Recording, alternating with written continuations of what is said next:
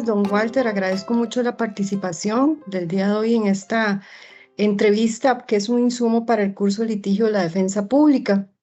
Es muy importante su participación. Agradecemos mucho desde la defensa pública que nos haya dado este espacio para que sea un espacio de capacitación para los defensores de formación inicial, don Walter. Muchas gracias y buenos días o buenas tardes, dependiendo a la hora que lo vayan a escuchar. Y esperamos que desde la Judicatura podamos ayudarnos entre todos a ir descifrando un poco la entrada en vigencia del nuevo código y los aspectos que trae novedosos, pero importante, aspectos que traen novedosos, pero que muchos reflejan ya la experiencia en la Judicatura de años. Muchísimas gracias, don Walter. Y es muy importante estos espacios de retroalimentación y capacitación. Dentro de la entrada en vigencia del Código Procesal de Familia, uno de los aspectos más importantes son los cambios en la realización de las audiencias. Y esto me lleva a la primera pregunta. ¿Qué cambios esenciales se dan con la entrada en vigencia del Código Procesal de Familia en la realización de las audiencias de recepción de prueba? Bueno, aquí la primera aclaración. La ventaja del nuevo Código Procesal Familiar es que viene a reflejar las experiencias vividas a través de muchos años en la materia familiar. Hay mucho de lo que nosotros hacemos que no se refleja en el Código Procesal Civil, la Ley 7130, porque el Código Procesal Civil obviamente no fue pensado ni fue diseñado para los procesos familiares. Esa es la gran ventaja que tenemos con el Código Procesal Familiar, que es un código, es un traje a la medida. Y entonces mucho de lo que se refleja en el Código Procesal Familiar precisamente es las experiencias traídas. Entonces, lo primero, la concentración de la prueba. La concentración de la prueba, si bien es cierto, no se dice mayor cosa en el Código Procesal Civil, lo cierto es que ya acá con nosotros sí se establece ya lineamientos precisos para que una sola audiencia se puedan recibir testigos. ¿Qué es lo que suscitaba antes? Antes se suscitaba que habían ocasiones en que teníamos que ir fragmentando la recepción de la prueba. Y la recepción de la prueba se fragmentaba en 2 o en 3 audiencias, con eventualmente peligro que eso conlleva de que se contamine la prueba. Llegan en la mañana un testigo de la parte actora, en la tarde otro testigo de la parte actora, y resulta que se fueron a almorzar todos los testigos. Y es inevitable para las personas conversar dentro de almuerzo, cómo te fue, cómo te trataron, te preguntaron algo muy difícil, y eso es inevitable para que el juez lo pueda resolver, y al final de cuentas viene contaminando la prueba. En cambio, con la concentración nos evitamos esa problemática. Incluso el mismo Código Procesal Familiar establece de que si por X o por Y la audiencia de conciliación se extiende y no se llega a una conciliación, pero existe la posibilidad muy cercana de conciliar, que perfectamente se puede suspender por 15 días para seguir recibiendo la conciliación y ver si se puede lograr un buen entendimiento entre las partes. Eso, de hecho, nosotros en la práctica también desde hace muchos años lo hemos hecho. Y claro, no a 15 días. Nosotros a veces tenemos que ponerlo a un mes, o la gente nos dicen, vean, 2 meses y nosotros resolvemos esto. Ahora sí nos establecen un plazo muy corto, precisamente para tratar de que se resuelvan los asuntos en forma más célere, pero eso es algo que en el Código Procesal Civil no está establecido. Importante, la declaración de los testigos, de los hijos, perdón, que esa es la gran interrogante. Podemos interrogar a los hijos y sobre todo si hay hijos menores. Entonces se les olvida a los jueces, a muchos jueces, que una cosa es entrevista de menor y otra cosa es la declaratoria como testigos. Diferencia abismales, porque la declaratoria como testigo implica responsabilidad penal. Y si los hijos son mayores de 12 años, evidentemente les cobija la ley de justicia penal juvenil y podrían eventualmente, si mienten, ser testimoniados piezas para enviarlo al Ministerio Público por el delito correspondiente. Lo que pasa es de que a nosotros nadie nos dijo cómo hacerlo. Entonces, cuando nosotros recibimos a los hijos como testigos, los recibimos siempre con la presencia de todo el mundo, los abogados, las partes, los padres, y uno a veces no mide la presión psicológica que eso puede ser para el hijo, independientemente de la edad. Yo tuve ayer un caso donde la hija de 36 años es un divorcio, papá tiene 70, la mamá tiene 69, la hija de 36 venía a declarar en contra de su padre. El padre llegó en la tarde, la hija tenía que declarar en la tarde, el padre pidió excusas porque no quería estar presente para no escuchar a su hija y dejó a su abogado con poder especial para que él lo hiciera, para que vean ustedes la carga emotiva que esto conlleva. Entonces se nos olvida que eso a veces es muy difícil por la problemática familiar. Entonces, ¿qué es lo que sucede? Si hay declaración de hijos, esos pueden ser sin la presencia de los padres, precisamente para evitar esa situación. Y si son menores o tienen alguna situación de vulnerabilidad como discapacidades, etcétera, etcétera, cualquier tipo de discapacidades, de las vulnerabilidades que se establecen en la ley, sobre todo en las reglas de Brasilia, si es una situación de estas, hay que tomar el interrogatorio con las previsiones necesarias, con personal profesional de equipo interdisciplinario. Eso va a ser muy importante porque nosotros en la práctica no tenemos esa posibilidad. Más bien yo estoy preguntándome cómo se irá a funcionar esto en la práctica, porque en ese momento nosotros recibimos a los menores con equipo interdisciplinario solo en casos de emergencia. Cuando es un menor que hay una temática, una problemática eventualmente sexualizada por el lado de atrás, que hay una situación de eventualmente situaciones de abuso y dureza en los tratos de corrección a los menores, que los padres le pegan y agregan a los menores, etcétera. Entonces nosotros lo hacemos por medio de equipo interdisciplinario porque ellos siempre tienen un profesional de guarda, entre comillas, que es el que nos ayuda y atiende situaciones de emergencia. Pero eso uno lo valora en su momento. Acaba de ser casi que la regla. Y eso entonces, vamos a ver, habría que modificarse un poco porque tendría que haber más profesionales, ¿no? En ese momento, en el primer circuito, solamente hay uno.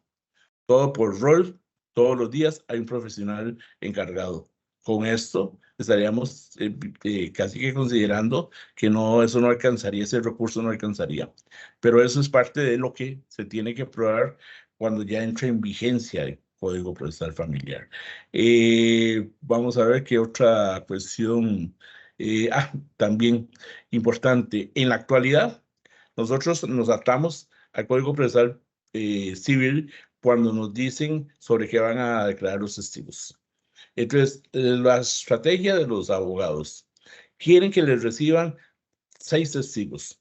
Entonces ponen que el testigo 1 va a referirse sobre el hecho 1 y 2, 2 sobre el hecho 3 y 4, el tercer testigo sobre los hechos 5 y 6, el otro sobre el hecho 1 y 7, y lo desmenuzan de esa forma, porque si ponen que todos van a referirse a todos los hechos, uno les dice que 2 a elección de la parte que propone. Entonces, para poder recibir todos los testigos, desmenuzan sobre qué van a redactar los hechos. Entonces, ayer me pasó una situación exactamente igual. Testigo 1 va a referirse sobre el hecho 1 y tercero. Testigo 1 era 1, 2 y 4, los hechos. Y el otro sobre hechos 3 y hechos 6. Pero resulta que el hecho 1 era que las partes se casaron.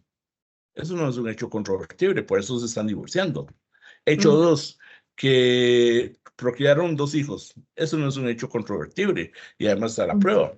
Entonces, sobre mm. ese testigo le tuve que decir, sobre ese testigo no pueden preguntarle ni hecho 1 ni el 2, porque son hechos que no son controvertibles. Y con respecto al hecho cuarto, perfecto.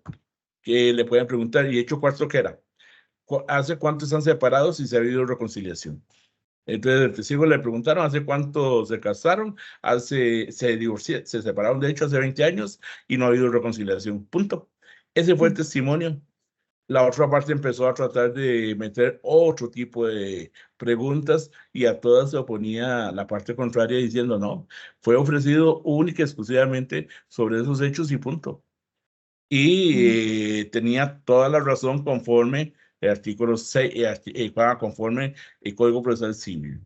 En cambio, ahora con la forma en que lo señala el Código Procesal Familiar, ya no hay esa situación. ¿Por qué? Porque se pueden preguntar sobre los hechos propuestos o cualquier situación familiar de interés. O sea, se ve el contexto familiar y eso es muy importante. Las partes, a fin de cuentas, están dentro de un contexto familiar.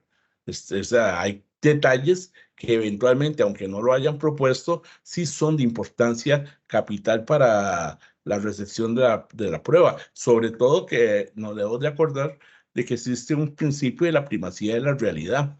Y ese principio de la primacía de la realidad exige que como jueces, si las partes no han preguntado, nosotros indaguemos y tratemos de sacar en claro si existe o no una situación que nos va a poder aclarar la situación y la resolución final.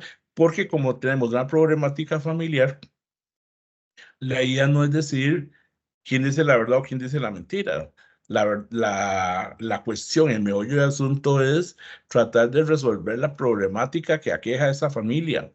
Y no para con solamente el dictado de la sentencia, a veces va más allá, a veces va darle seguimiento a ese caso para ver si efectivamente la problemática se resolvió o no.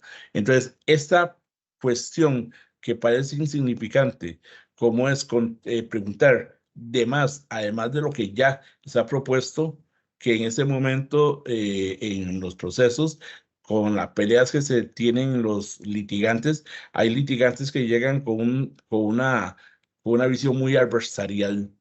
Y incluso desde ayer, por más que tratamos de conciliar, no se concilió, no fue posible, porque la idea que traen los abogados y que se la transmiten al cliente es, yo le gano esto y vamos a salir sin pagar ni un 5. Entonces, esa visión adversarial hace que en muchas ocasiones se den peleas como estas, de que no porque fue ofrecido solo sobre tal hecho, punto. Y Con ese el nuevo punto Código que, Procesal Familiar ya eso se va a superar. y ese punto que nos está diciendo esa visión adversarial es sumamente importante eh, explotarlo en la siguiente pregunta, porque casualmente eso me lleva a la conciliación, que es una estructura, son unos elementos estructurales del Código Procesal de Familia. Dentro de esa columna vertebral principialista que tiene el Código Procesal, la conciliación es potenciada, ¿verdad? Entonces, esa adversariedad que se tiene actualmente, pues va a tener que minimizarse en muchos casos porque la conciliación se potencia incluso trayendo especialistas en el tema. Y eso me lleva a la pregunta, ¿qué habilidades considera usted? ¿Cómo considera usted que debe ser la actuación correcta de una persona defensora pública en una audiencia de conciliación, tomando en cuenta todos los principios que informan el Código Procesal de Familia?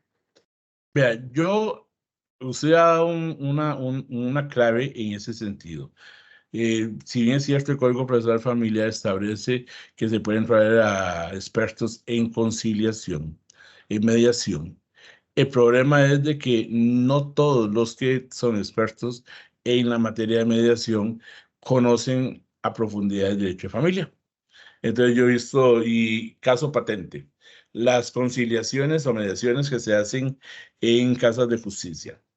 Nosotros tenemos que recibir a las partes nuevamente en el juzgado, no solo para que ratifiquen, sino para aclararles a la parte qué es lo que están conciliando y cuáles son los alcances y eventualmente las situaciones problemáticas que se podían llevar con respecto a la aplicación en concreto de ese acuerdo. Entonces, nosotros nos llevan acuerdos que son imposibles de ejecutar. Entonces, ¿eso por qué? Porque son hechos por un experto en mediación, sí. Lo que pasa es que ese experto en mediación no visualiza la parte jurisdiccional de familia para visualizar si existe o no la posibilidad de ejecutibilidad de acuerdo. Yo, en lo personal, yo soy mediador certificado. Hace muchos años, antes de entrar a la judicatura, ya había tomado la determinación de capacitarme en mediación. Entonces, yo llevé por mi cuenta, antes de poder juiciar los estudios para ser mediador certificado. Soy mediador certificado en la dirección RAC. Y eso me ha dado un plus increíble. Llevé un cursito de mediación familiar en la escuela judicial y además tengo mucha literatura de mediación y mediación familiar en mi biblioteca. Entonces yo creo que todos deberíamos de procurar estudiar mediación, capacitarnos. Si bien es cierto, no necesariamente estudiar formalmente los cursos, pero sí por lo menos autocapacitarse en materia de mediación familiar. Y todos me refiero a las partes, a la defensa pública, a los jueces. O sea, si todos estamos, y eso yo lo he visto, yo he visto casos en mi oficina donde los abogados llegan con una visión de mediación increíblemente abierta, porque tal vez son personas que yo conozco se han procurado sacar el curso de capacitación de mediación y llegan entonces con una visión más abierta. No como pasa con muchos, como fue el caso de ayer, que vienen con una visión adversarial. Entonces, yo considero que desde esa perspectiva, los que estén en la defensa pública deberían tener por lo menos herramientas mínimas para saber cómo enfrentar la mediación. Y entonces, ¿eso cómo se consigue? Con capacitaciones. Capacitaciones desde la misma defensa pública, capacitándolos en la mediación, y lo ideal es que el juez que lleve caso también sepa sobre conciliación, porque eso, como le digo, facilita enormidades la posibilidad de una conciliación. Al menos en mi caso, yo sí soy de los que creo que hay que vender el producto, que hay que promocionar, y uno no puede vender un producto si uno no cree en el producto. Y yo creo firmemente, y eso les se los digo en forma genuina, de que el mejor negocio que pueden hacer en una audiencia de conciliación es conciliar. Y siempre voy con la visión de que, a pesar de todo, es ganar, ganar. No es de que, como dicen muchos, es mejor un mal arreglo que un buen pleito. No, no. Cualquier arreglo que se pueda lograr en un proceso de estos, siempre las partes van a ganar. Entonces, eso les hablo al de ayer.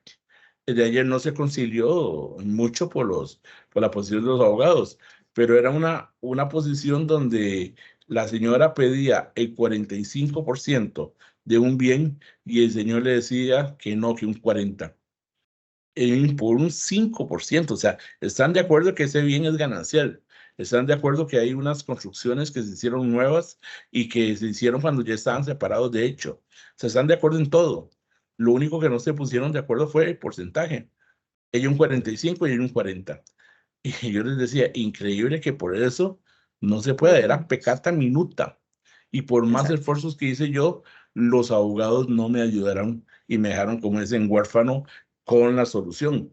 Un abogado visualizando, por ejemplo, un defensor público hubiese estado ahí y con bien enterado de las técnicas de conciliación, perfectamente me pudo haber ayudado, y eso ayer se concilia en la mañana, no tenemos que recibir testigos, no tiene que venir la hija de ambas partes y ponerse a llorar en media audiencia por lo que pasaba en la situación, de que papá los dejó abandonados, que papá esto, que papá lo otro. O sea, todo eso se pudo evitar. La señora del otro lado escuchando a su hija y también llorando. Toda esta situación se pudo haber evitado y era por un 5%, que eventualmente si se van a pelearlo, les va a salir más caro porque tienen que esperar a que se dé la sentencia, tienen que esperar a ver si se apela, que lo más seguro es que van a apelar, lo que yo resuelva, después del tribunal de familia que vaya a casación. y ojalá que ninguno de los dos anule las sentencias, porque entonces hay que empezar otra vez a dictar sentencias y después la ejecución de sentencias. Todo eso, a pesar de haberle dicho a la gente prefirió lanzarse eso. Entonces, he ahí el detalle de la importancia radical que es precisamente tener conocimientos y capacitaciones. Y para mí la actuación de la persona defensora pública se va a robustecer si tiene capacitaciones en mediación familiar. Muchas gracias, don Walter, porque eso es un aspecto medular y muy importante en la capacitación. Igualmente, la siguiente pregunta va sobre esta línea que es una estrategia y una técnica, ¿verdad? ¿Qué recomendaciones brindaría usted con respecto a la realización de interrogatorios a los testigos y en declaración de partes? ¿Por qué? Porque es muy importante a veces la confusión, aclarar esas confusiones que hay con respecto a hacer preguntas que no corresponden, ¿verdad? Que no son Ujú. las adecuadas. Entonces, ¿qué recomendaciones daría usted como persona juzgadora para una correcta realización, tanto de un interrogatorio y declaración de partes como para una prueba testimonial? Sí, para mí es muy importante, lo más importante es que el profesional tenga conocimiento claro de qué va el caso. No se vale llegar y dar una repasada de 5 minutos al expediente antes de entrar a la audiencia, porque seamos francos, si se da unos 5 minutos nada más de una lectura rápida, no creo que sepa la teoría del caso, que esto es otro elemento muy importante. Cuando algún litigante tiene un caso, lo primero que debería tener es la teoría del caso. Y la teoría del caso es cómo voy a afrontar este proceso, qué es lo que requiero yo que se pruebe con este proceso, cómo lo voy a probar mediante las preguntas pertinentes y la única forma es conociendo el caso. Entonces, lo ideal es de que todos, absolutamente todos, lleguemos con ese conocimiento. Le voy a ser muy franco, a mí me da vergüenza decirle a las partes, ¿cómo es que se llama la chiquita? ¿Cuántos años tiene? Uno ya debería saber que la chiquita se llama Cristina y que tiene 6 años, por decirle algo. Entonces, eso, ¿cómo se hace? Preparándose antes de las audiencias. Yo tengo audiencias, por decirle algo, mañana miércoles. Pues resulta que hoy martes me siento y empiezo a ver de qué trata el caso. Y empiezo a tomar notas sobre cuestiones que me parecieron interesantes de la lectura del caso para mañana. Si alguna de las partes no preguntan, que eso también a veces sucede, las partes no llegan. Increíble que aunque sean defensores particulares, a veces no conocen bien el caso, no conocen ni siquiera la perspectiva de su caso, ni saben, entonces empiezan a hacer preguntas a lo loco. Entonces, ¿qué es lo que sucede? Preguntas que uno tiene que estar diciendo, ay, qué pena que yo no le puedo enseñar las técnicas de interrogatorio a un litigante porque es lo que él debería de saber. Pero ayer, pregunta uno, ¿las partes se casaron? No, licenciado, no le admito la pregunta porque previamente es un divorcio y para eso estamos acá. No le admito la pregunta porque es un hecho que no es controvertible. No le admito la pregunta porque es una pregunta que adelanta el criterio. No es una pregunta porque es una emisión de criterio suyo. No es una pregunta especulativa. O sea, realmente, ¿qué es lo que sucede? Para uno tener claro es, uno, conocer el caso y también saber técnicas de interrogatorio. Saber uno que con un testigo eventualmente uno puede comenzar con preguntas abiertas para que el testigo se vaya ubicando. Eso sin contar de que primero hay que acreditar el testigo ante el juez. Uno tiene que acreditar de que el testigo sabe. Entonces, ¿cómo lo hacen? Que desgraciadamente casi ningún abogado lo hace. Entonces, yo tengo que pedir la palabra y decirle, antes de esa pregunta, de un segundo. ¿Usted conoce a fulanito de tal? Sí. ¿Hace cuánto lo conoce? Hace 10 años. ¿En razón de que lo conoció? Fuimos compañeros de trabajo. Conversa con él en este momento, tiene comunicación con él. Hace 10 años no lo veo. o hace 2 años no lo veo, o somos increíblemente amigos, le conozco, he ido a todos los funerales de su familia, somos muy solidarios, etcétera, etcétera. Entonces, esos detalles de primero acreditar el testigo en su conocimiento de la parte para que después diga, sí, es un testigo creíble, es un testigo que efectivamente tiene cercanía, pero a veces pasa cuestiones ridículas como reconocimiento de hijo de mujer casada. El niño tiene 4 años y le pregunta a uno, ¿hace cuánto lo conoce usted a la persona? Hace 2 años.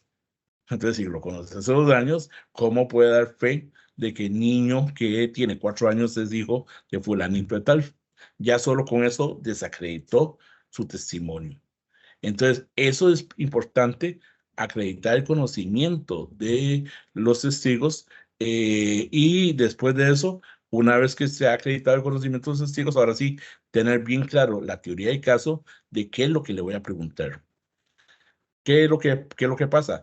A veces, como no se tiene claro la teoría del caso y no se sabe qué es lo que el testigo va a decir, que eso también es mal interpretado. Una cosa es hablar con el testigo antes para ver qué es lo que conoce y saber qué le voy a preguntar, y otra cosa es preparar el testigo para que mienta. Son dos cosas diferentes. No es preparar el testigo, es saber qué va a decir el testigo, qué conoce el testigo. Entonces, esa falta de conocimiento conlleva, y la falta de conocimiento de la teoría de caso, de tener una teoría de caso clara, conlleva que en muchas ocasiones se haga una pregunta de más. Y esa pregunta de más es la que termina a veces hundiendo su caso. Entonces llegaba y yo tengo muchos casos donde los testigos de la parte demandada más bien declararon en contra de el que la propone el demandado. ¿Por qué? Porque la persona que lo propuso no sabía a ciencias claras qué es lo que iba a decir. Y tras de eso le hacen la pregunta además y llevaron al garete su caso. Entonces yo creo que es importante a la hora de hacer cualquier interrogatorio, ya sea interrogatorio de parte o ya sea interrogatorio de testigos, tener claro esos elementos de la teoría del caso para saber qué es lo que voy a preguntar y qué es lo que no voy a preguntar porque no es de interés y que eventualmente puede eventualmente más bien falsear mi posición ante el proceso. Es muy importante estas recomendaciones que nos brinda, ¿verdad? Porque el tema de la falta de estudio, conocimiento del caso, estrategias, puede dar al traste, ¿verdad? Que lo que usted pretende en el proceso efectivamente más bien se le revierta, ¿verdad? Y es muy importante ese insumo de estudio, de preparación, de saber de qué versan sus testigos, la prueba que usted está ofreciendo. Eso es como ir a ciegas a una audiencia. Es muy importante todas las recomendaciones que nos está brindando con respecto a los interrogatorios. Y don Walter, con respecto al ofrecimiento de prueba con la entrada en vigencia del Código Procesal de Familia, para un ofrecimiento de prueba en una audiencia ya de recepción, ¿cuáles serían los elementos? ¿Introduce el Código Procesal alguna novedad con respecto a este ofrecimiento? Sí, eso es algo que yo critico del Código Procesal, que yo creo que hay un desbalance, un desequilibrio procesal entre la parte actora y la parte demandada. Porque la parte demandada, el proceso tiene que iniciarse de forma escrita. ¿Y cuándo tiene que presentar la prueba, ofrecer la prueba, la parte actora? Que con su escrito inicial de demanda. Entonces, la parte actora, ese es el momento procesal oportuno. Presenta la demanda y ofrece la prueba. Pero ¿qué pasa con el demandado? Como ahora tenemos con el resolutivo familiar primordialmente, tenemos una audiencia de conciliación. Y si no prospera la conciliación, podemos hacer ahí mismo la recepción de la prueba o fijar una audiencia, una segunda audiencia para evacuar la prueba. La parte demandada va a contestar su demanda en ese momento, en forma oral. Entonces ahí trae varias situaciones complejas. Una, imaginemos que sea una demanda de 60 hechos. Contestarlo los hechos, los 60 hechos, uno por uno en esa audiencia. O dos, una demanda sencilla por separación de hecho, por incompatibilidad de caracteres, que eso también hay un meollo. Eso es tema de otra conversación, que es si esa incompatibilidad de caracteres va a quedar subsistente con la entrada en vigencia del Código Procesal Familiar o no.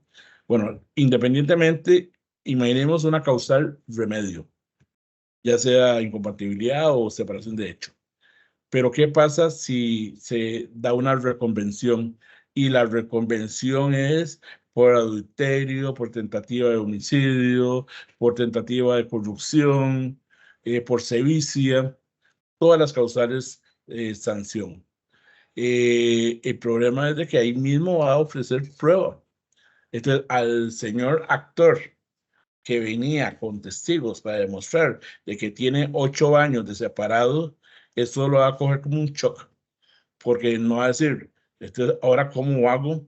Entonces, ¿qué es lo que va a pasar? Le pueden dar tiempo, puedes pedir tiempo para conseguir las pruebas, y le pueden fiar una segunda audiencia para evacuar esa prueba. Pero los tiempos, usted ve que los tiempos son tiempos muy, muy cortos. Tiempos que a veces son 15, que son más allá, no son más allá de 15 días. Y la problemática de los que hemos estado en algún momento litigando es de que la búsqueda de testimonios a veces se lleva bastante tiempo. A veces la programación para montar una demanda y presentarla y buscar los testigos, le voy a ser sincero, yo he estado en los dos lados. Yo he sido abogado litigante y también y ahora estoy como juez. Yo tengo 35 años de experiencia, pero 16 como litigante y 19 como juez. Y yo sé lo difícil que es a veces montar una demanda para buscar testigos. Y eso al actor le va a quedar increíblemente difícil, y eventualmente estamos ante una posible desequilibrio procesal que va a ser para mí injustificable. Entonces, eso es lo que no me gusta del Código Procesal Familiar, que ve el resolutivo familiar como un solo. Y yo creo que van a haber muchos procesos que son sencillísimos, pero sencillísimos de gama de evacuar. Por ejemplo, el de ayer no fue sencillo, pero si uno ve la meollo de asunto, es una demanda por separación de hecho, y lo que se tiene que demostrar es si se separaron de hecho o no. Y la parte de los gananciales es la única problemática que tienen, y entre comillas, porque tienen problemáticas solamente con las mejoras. Pero entonces esos casos son ideales para procesos como el que plantea el resolutivo familiar. Pero hay procesos, seamos francos, nosotros tenemos procesos en los tribunales donde hay ciento y resto de hechos, donde hay, además de hecho, demandado 10, 15 sociedades, donde a la hora de hacer la audiencia vamos a tener que buscar una sala de juicios, porque hay mucha infinidad de demandados, y donde solamente la demanda inicial son más de 300 folios, ¿verdad? Esos son los casos en donde sí yo creo y tengo mucho temor de que el sistema no los va a poder abarcar. Eh, Vamos a mejorar mucha respuesta con los casos sencillos, claro. Un proceso de acción filial es muy sencillo. Si nos tienen el ADN en forma rápida, se recibe la prueba, se recibe la audiencia ahí mismo. Es más, de hecho, el resolutivo familiar tiene su composición básicamente como un cron de las acciones filiales. Entonces, nosotros los jueces de familia tenemos desde 2001 de estar practicando procesos de oralidad por audiencia con las acciones filiales. Entonces, para nosotros no es ningún secreto empezar con el proceso, dar la naturaleza del proceso, a ver si hay conciliación en lo que se pueda conciliar, porque el 78 del Código de Familia nos prohíbe la conciliación sobre los aspectos de filiación, pero los demás aspectos patrimoniales sí. Y después la recepción de la prueba y después los alegatos de conclusiones, que a pesar de que eso es desde el 2001, los abogados siguen sin saber qué es un alegato de conclusiones y no saben hacer alegatos de conclusiones. Entonces, ya nosotros tenemos esa experiencia, pero entonces, para volver otra vez al tema, yo creo que la forma en que se da la introducción de la prueba va a ser complicada para para la parte demandada, porque nosotros no sabemos qué sorpresa nos vamos a encontrar, y la parte contraria igual, la parte actor ni siquiera sabe qué es lo que les espera. Y ahí es donde puede entrar más de uno en shock y hacer o orillarse a una conciliación que no sea de su gusto y que eventualmente no sea equitativa. Y eso es un punto importante que debe analizarse, ¿verdad? Para que no haya un desbalance, un derecho de defensa, un debido proceso que vaya a ser afectado, ¿verdad? Un Ujú. elemento importante en materia familia, hablando del tema probatorio, ¿verdad? Y si eventualmente podría haber un desbalance o no, es cuando hablamos de prueba obtenida por medios digitales, redes sociales, ¿verdad? Y pues actualmente N cantidad de medios que se puede electrónicamente obtener prueba. En materia familia, con la entrada en vigencia del Código Procesal de Familia, ¿existen requerimientos legales, existen lineamientos específicos para la introducción de esa prueba en un proceso familiar? En eso es muy curioso porque más bien uno de los principios básicos de Código Procesal Familiar es la libertad probatoria. Eso, la libertad probatoria, que es muy simple y muy clara, significa que usted pueda probar por cualquier medio lo que usted pretende. Será el juez el que va a determinar la idoneidad o no, la pertinencia o no, o la legalidad en la obtención o no, porque eventualmente se puede presentar prueba, pero eventualmente esa prueba sea impertinente para lo objeto del proceso. Si estamos en un proceso de reconocimiento, perdón, de separación de hecho por más de 3 años, para que me van a presentar prueba de adulterios. Entonces no es pertinente por el objeto del proceso.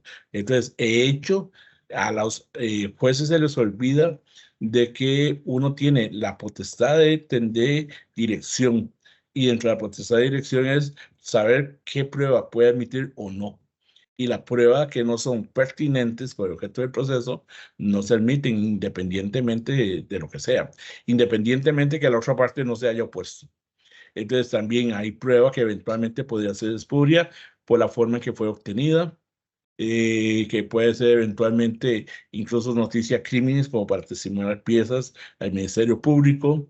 Pero en términos generales, la libertad probatoria establece que se puede probar por cualquier vía, cualquier tipo de documento, cualquier tipo de grabaciones, pero también, incluso, y eso es un aspecto que me parece muy interesante, se agrega un elemento que es muy interesante y que ha sido parte de la experiencia de la práctica judicial, que es la prueba trasladada.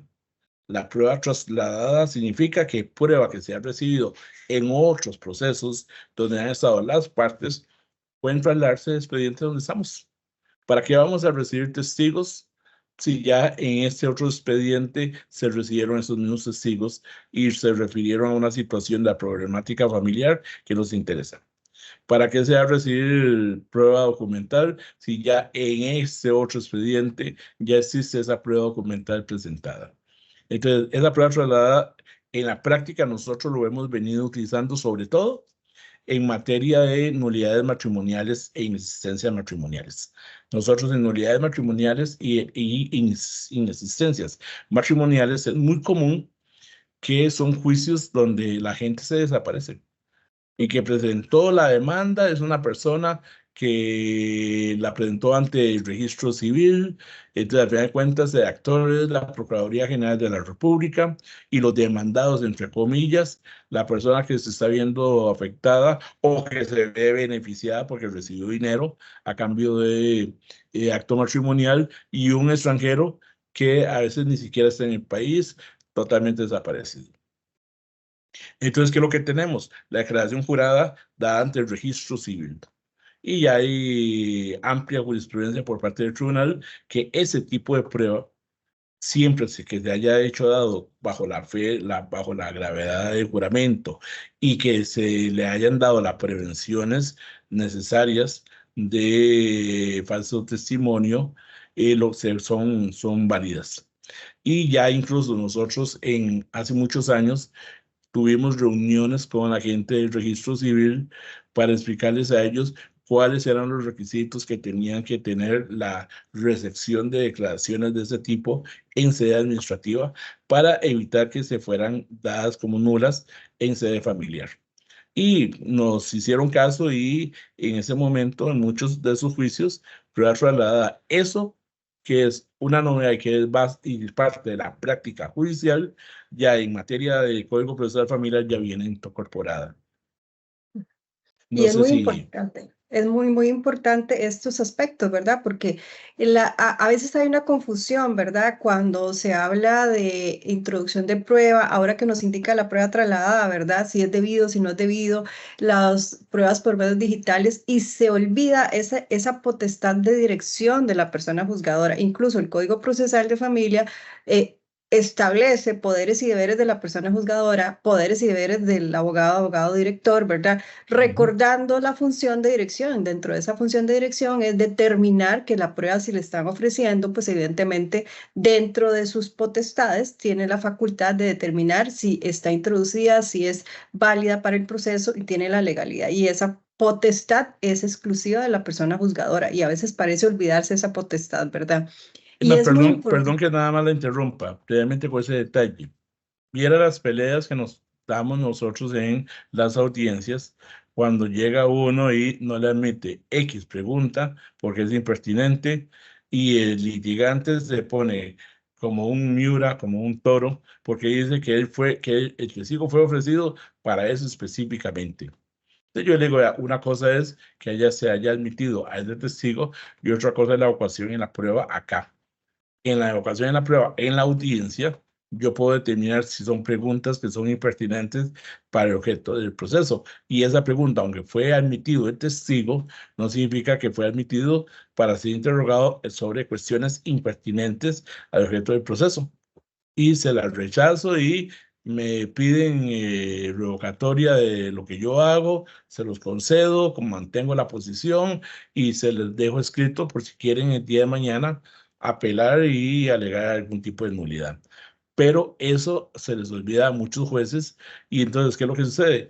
Yo he visto muchas actas, sobre todo cuando he estado en el tribunal de familia, donde uno empieza a ver los confesionales y el juez está como, no sé, como si fuera un muro de silencio. No dice Ujú. nada, no actúa nada y solo deja que se escucha nada más la voz de quien interroga y lo que contesta y punto. Y uno se pone a pensar, pero el juez, ¿por qué no interviene? ¿Por qué el juez, por sus potestades de dirección, no toma esa posición más proactiva y no reactiva a esperar a que le digan algo y toma la decisión de aceptar o no preguntas?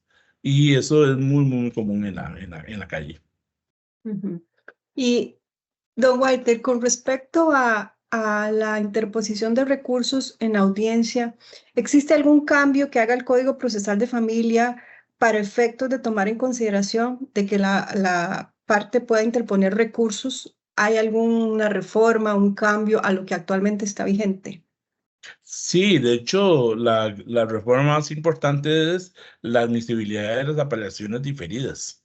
Las apelaciones diferidas es algo que nosotros hemos venido conversando desde hace muchos años y que al menos con el proceso, los procesos actuales, solo en materia de acciones filiales se podía hacer. ¿Por qué? Porque la acción filial, como yo le decía a usted, es un campo de experimentación para todos los que hemos sido jueces de familia. Desde hace 24 años, 23 años, venimos haciendo y dirigiendo audiencias de filiación, que son audiencias orales por audiencia. y entonces en una sola audiencia se concentra todo y si hay alguna discusión, apelación diferida de lo que corresponde.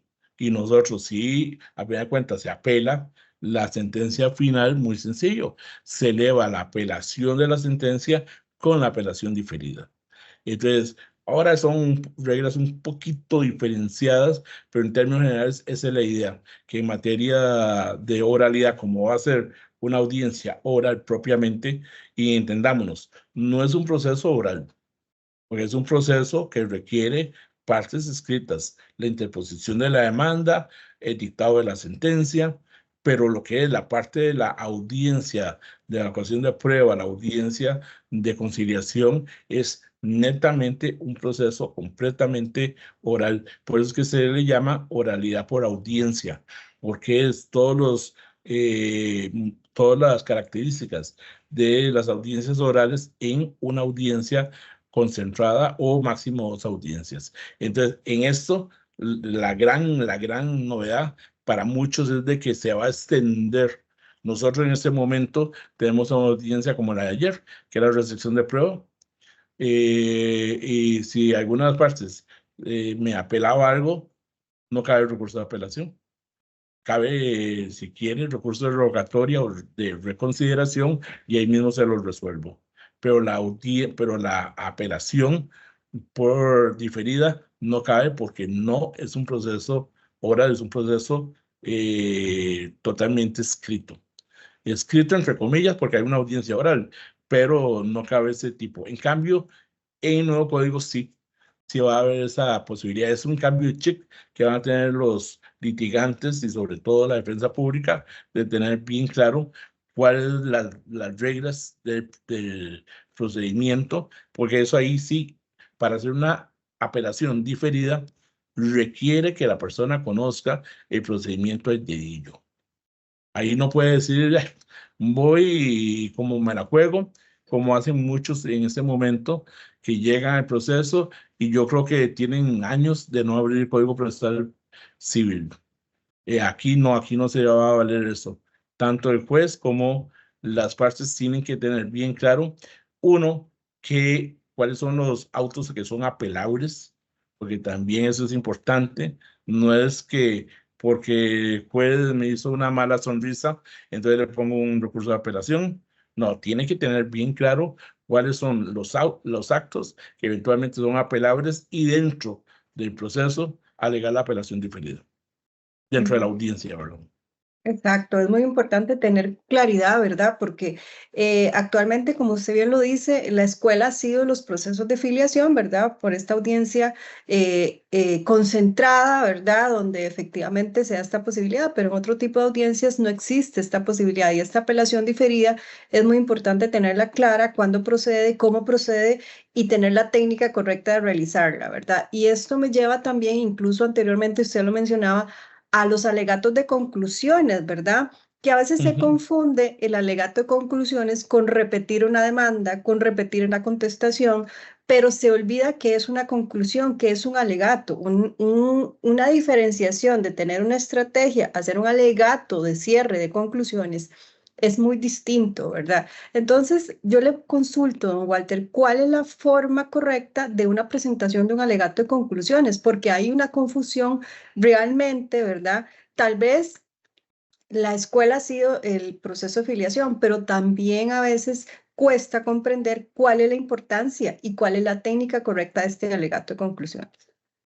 Sí, realmente, a pesar de que tenemos 23 años de estar con filiaciones, de que tenemos 23 años de que este proceso se dan las conclusiones, yo no he visto conclusiones que abarquen más de, qué sé yo, más de 2 minutos, 3 minutos.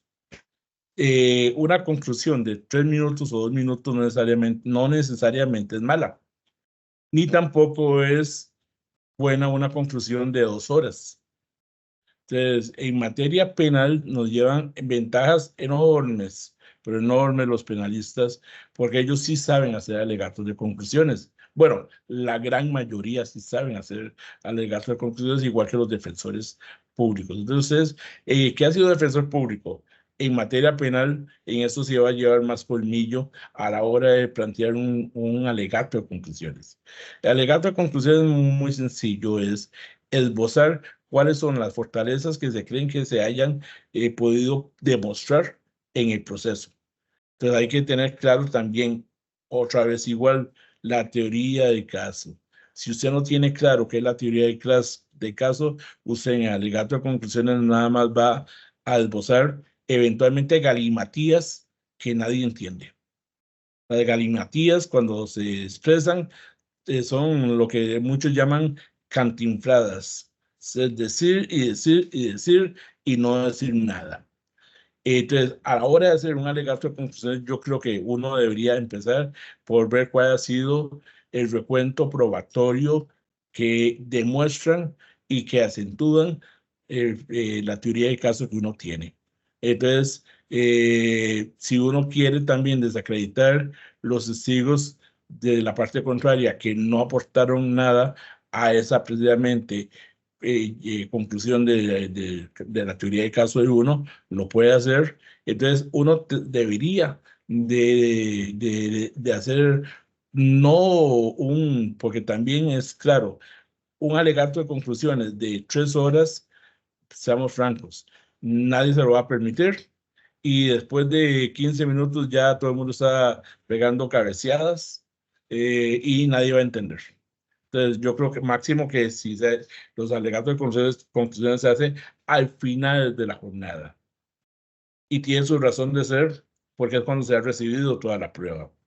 Pero después de una audiencia que ojalá haya dilatado todas unas 4, 5, 6, 8 horas, hacer el alegato al final, porque recuerda que nosotros, a diferencia de penal, que llegan y se fija tal día para las conclusiones. Entonces, de la pura mañana llega el programa del defensor, está fresquito, acaba de tomar café, todo el mundo está despierto. Nosotros no, nosotros tenemos el inconveniente que las conclusiones vamos a tener que hacer en una sola audiencia. Cuando todo el mundo está con las pilas bajas, recuerden que los puntos de atención de toda persona es alrededor de 1 hora, hora y resto. Después de 1 hora, hora y resto, la parte de atención de la persona oyente disminuye. Entonces, cuando uno dice que tiene que hacer un paz, tiene que detenerse un poco para que la gente oxigene un poco el cerebro y pueda otra vez llegar a subir ese punto de atención. En eso es exactamente igual. Después de 4 horas de audiencia, empiezan a hacer conclusiones y uno está pensando qué iré a almorzar hoy. Y no está pensando ni siquiera en lo que están diciendo. Porque con suerte uno dice, ya tengo todo claro. Por más que diga, ni siquiera me va a afectar o no en mi decisión. Es ahí la importancia del alegato de conclusiones, que pueda establecer visiones novedosas que sean de atención para el juzgador y que convence al juzgador legítimamente que esa puede ser una otra opción válida. Si fuéramos un alegato de conclusiones en el sistema norteamericano, que es por juzgado, usted ve la importancia capital que tiene, que es convencer al jurado, porque al fin de cuentas, el jurado a veces se convence más por el alegato de conclusiones que por los testigos recibidos, porque tal vez no entendió la parte técnica de ese interrogatorio de los testigos. En cambio, el abogado lo que hace es sintetizar básicamente esas situaciones de la recepción de la prueba, darle hincapié a qué es lo que se debe tomar en consideración y considera que es importante, de capital importancia para la resolución del caso, y concluir con respecto a lo que es lo que está peticionando, qué es lo que pretende. Entonces, ¿cómo concluye el alegato de conclusiones? Que con base en todo lo anteriormente indicado, las citas de derecho, las indicaciones técnicas que he citado, solicito, por lo tanto, se declare sin lugar la demanda en todos sus extremos, o se declare con lugar la demanda en todos sus extremos, o que esto o lo otro. Hace poquito tuve un caso, una acción filial, donde el señor era una impugnación de paternidad con la ADN positivo, pero el señor tiene 15, 16 años de tener relación con la niña y son la adoración de sus ojos. Y la niña quiere seguir teniendo sus apellidos y el señor vive orgulloso de que la niña tenga sus apellidos. Paternidad social totalmente reflejada. ¿Y qué fue lo que me pidieron en las conclusiones? Ambos me lo pidieron, que por favor se mantuviera los apellidos del señor con la niña. Entonces yo llegué, declaré con lugar la demanda, que efectivamente la niña no es hija de fulanito, no tiene derecho a sucederle a quintestato porque no es su hija, pero por el derecho a la identidad de la persona menor de edad, que es un concepto que está desarrollado en normas y por todos los instrumentos internacionales de derechos humanos de los menores, que con base en eso le permitía a la menor continuar con los apellidos. Era una menor que ya estaba en el colegio, toda su núcleo familiar, todo su núcleo de amigas la conocen como Montoya y Montoya y Montoya, y a estas alturas que cambiara de Montoya a Arias iba a ser para ella muy traumática. Y eso, ¿dónde fue que lo tomé yo la determinación? Oyendo las conclusiones de las partes. Entonces, no Exacto. crean, las conclusiones son importantes, pero hay que saberlas hacer. Y hay que tener claro de que es para reforzar la teoría del caso de uno.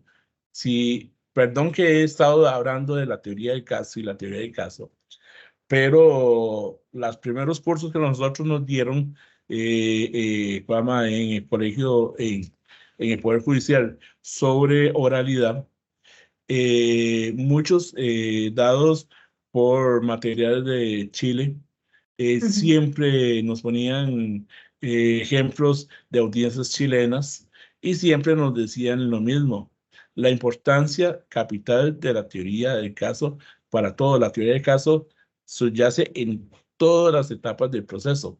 Es de tener claro qué es lo que estamos presentando, es tener claro qué es lo que estamos defendiéndonos y en las conclusiones también subyace la teoría del caso. Hay que tener claro qué es lo que yo quiero demostrar y la síntesis vaya dirigida a comprobar y a demostrar la teoría del caso. Efectivamente, don Walter, eso es un aspecto muy importante porque cuando se llevan los cursos de oralidad, ese es un enfoque siempre vital, la teoría del caso. No podemos construir una estrategia de defensa o como yo le llamo un litigio estratégico si no tenemos claro cuál es nuestra teoría del caso. Haber estudiado obviamente qué estamos presentando, a qué vamos a una audiencia, qué tenemos que concluir. Esa preparación es sumamente vital y sumamente importante. No hay posibilidad de improvisación en una audiencia. No existe esa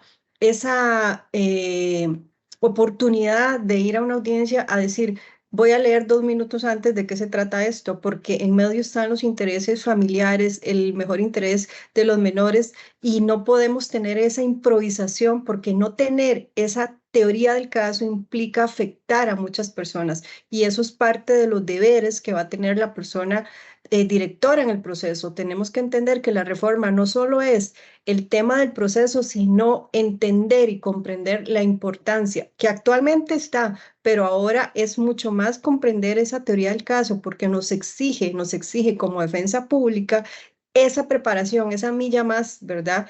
En el litigio. Y esto me lleva a la última pregunta, don Walter. ¿Qué recomendaciones en general le daría usted a un defensor, una defensora pública en una audiencia, en una preparación? Ya hemos hablado de la teoría del caso, pero en general, ¿qué le diría usted a una persona defensora pública a la hora de acudir a una audiencia de recepción de prueba? Mm, Previo a contestarte, hay un punto muy importante que es la parte de la sensibilidad. Yo creo que uno tiene que tener empatía y la gente a veces confunde cuando uno dice empatía con simpatía, pero yo creo que concepto claro de empatía, ser empático, ponernos en los zapatos de la persona que está usuaria. Yo siempre se los he dicho a la gente, si ustedes no tuvieran problemática familiar que ustedes consideran que es vital para la vida de ustedes, no estarían acá. No estarían en la casa viendo el partido de la Champions de hoy, etcétera, etcétera. Pero si están acá ante los tribunales, si vienen ante un tercero que nunca lo han visto en su vida, que es el que va a tener en sus manos la decisión de si esa familia, esa vida familiar sufre trastornos o no, o sea, la gente lo pensaría diferente. Y estoy hablando de los funcionarios judiciales. Nosotros nos acostumbramos a ver los casos como un número más en la estadística.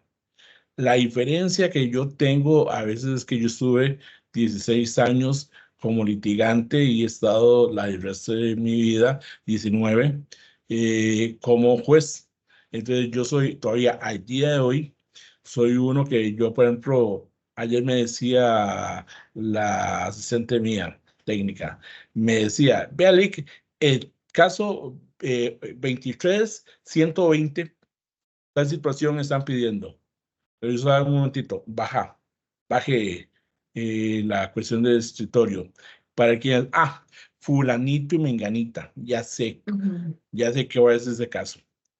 ¿Por qué? Porque yo identifico los casos por el nombre de la persona. Yo ujú, identifico el caso de Paola, yo identifico el caso de José. Entonces, cuando yo los recibo, yo sé que hay una historia de vida detrás de ese expediente. En cambio, cuando se identifica como un número de expediente, el ujú, caso del 435. Y ahí en ese caso es tan famoso que todo el mundo, nadie dice el nombre de las personas, solo el caso del 435. Ya todo el ujú, mundo sabe qué caso es. Entonces ahí más bien afuera estarán pensando que nos comunicamos por códigos como la policía, ¿verdad? Y ujú. no, es porque las partes, mucho funcionario conoce el caso solo por el número. Y yo he visto a muchos defensores a veces llegar y preguntar, señora, ¿cómo era que se llamaba usted? En la audiencia.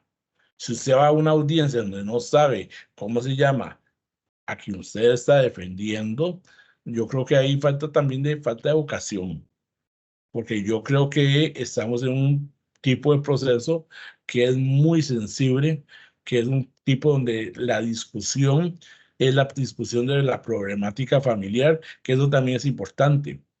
Si usted no sabe cómo se maneja la problemática familiar, y por favor, hay un montón de libros que hablan sobre la problemática familiar, y si usted no sabe cómo es la problemática familiar, todas las estrategias para abordar la problemática familiar, si usted no sabe eso, seamos francos, usted, ¿por qué está en derecho de familia? No es mejor en coros, en cobratorios, donde no va a tener que ver esos aspectos.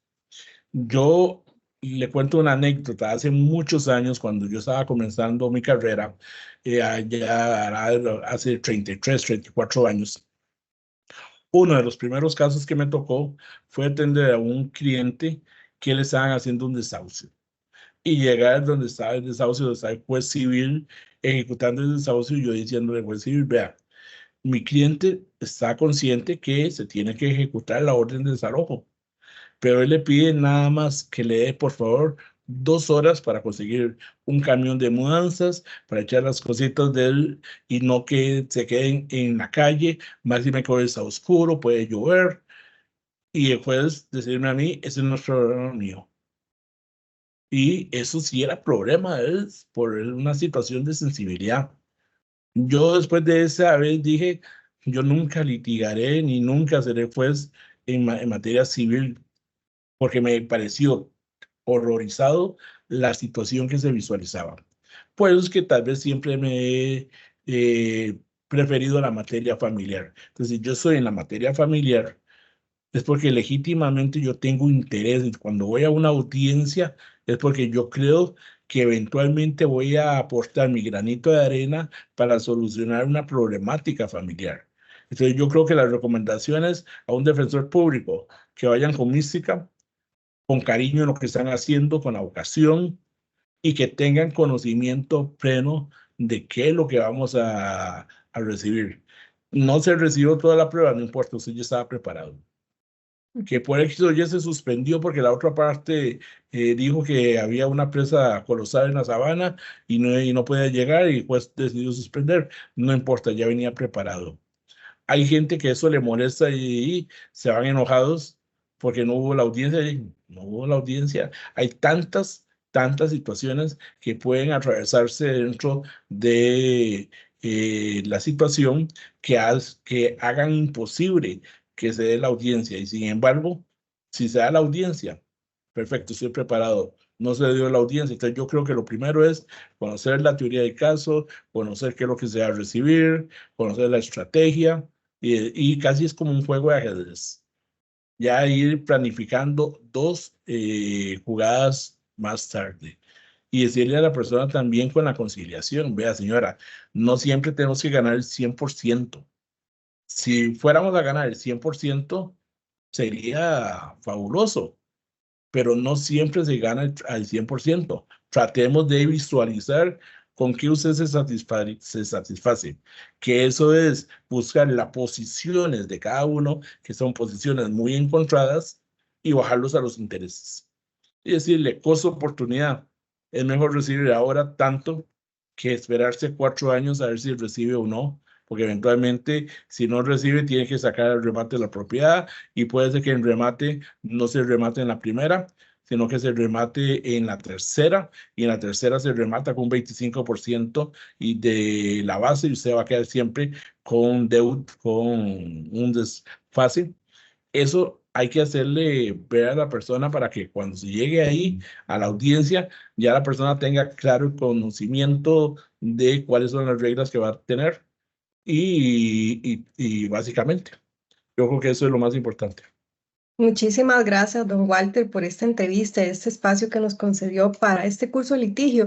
Todos los insumos y todas las recomendaciones son de gran valía para la defensa pública y va a fortalecer la capacitación de las personas de nuevo ingreso y quienes ya están, porque también va a ser un curso de requisito obligatorio para la capacitación. Le agradezco mucho este espacio, don Walter.